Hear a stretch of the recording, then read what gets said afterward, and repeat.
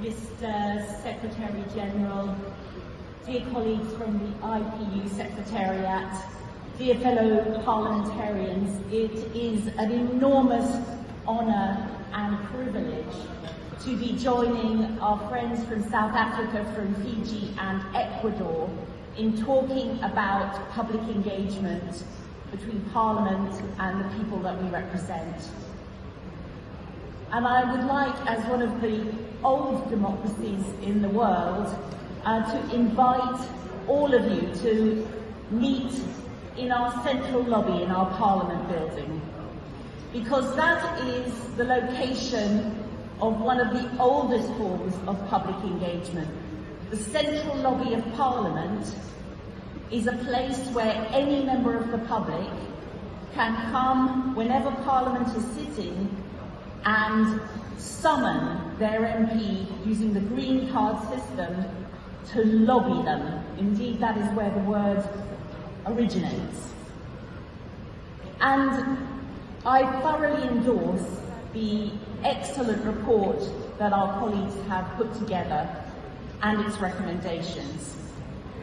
And we are constantly conscious of the need to widen and deepen our engagement with the public, not just as members of Parliament ourselves, but there will be initiatives from the government, initiatives from political parties, initiatives from civil society, educational institutions, and of course from the institution of Parliament itself. And because this is an IPU report, I want to focus on the work that Parliament itself does.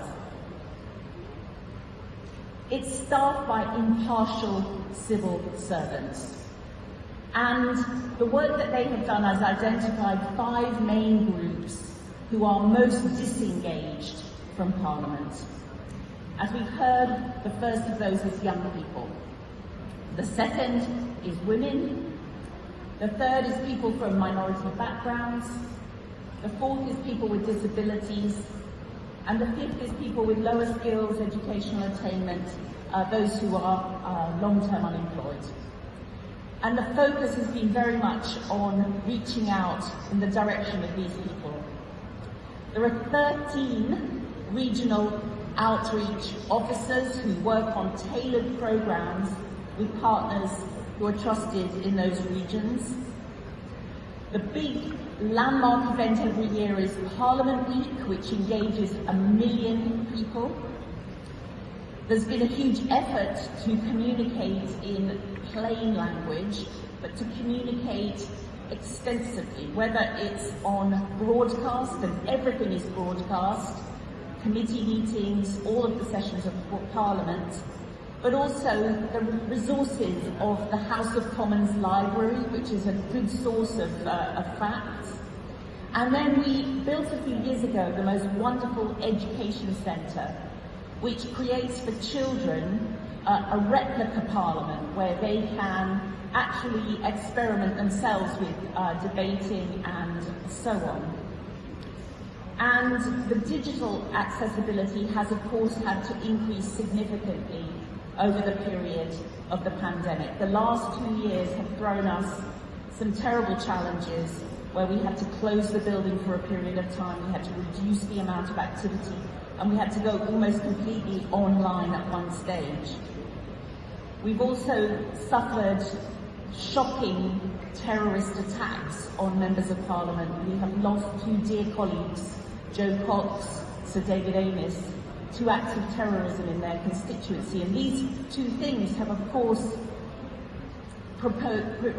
become a challenge to some extent to engagement with the public. But we are determined to use technology to address that, whether it's through online sessions, whether it's through digital learning resources, whether it's by putting a virtual guided tour available to everyone. But the thing that I think has been, as a Member of Parliament, the most effective in engaging the public, and that I want to just highlight, is petitions, online petitions.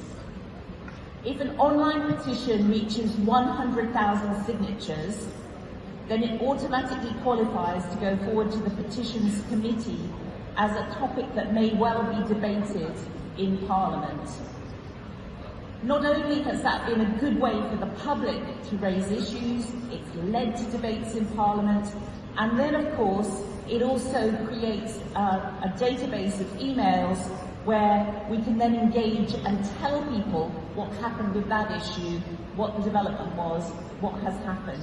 And it has been effective in changing the law in my country. So I hope that I have shared a few examples in one of the oldest democracies in the world, how we're updating and trying to innovate to create engagement with the public whom we serve.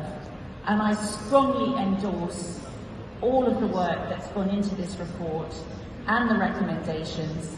And I repeat my invitation to all of you, dear friends, to come and lobby and join us in the central lobby of our Parliament next time you're in London. Thank you very much.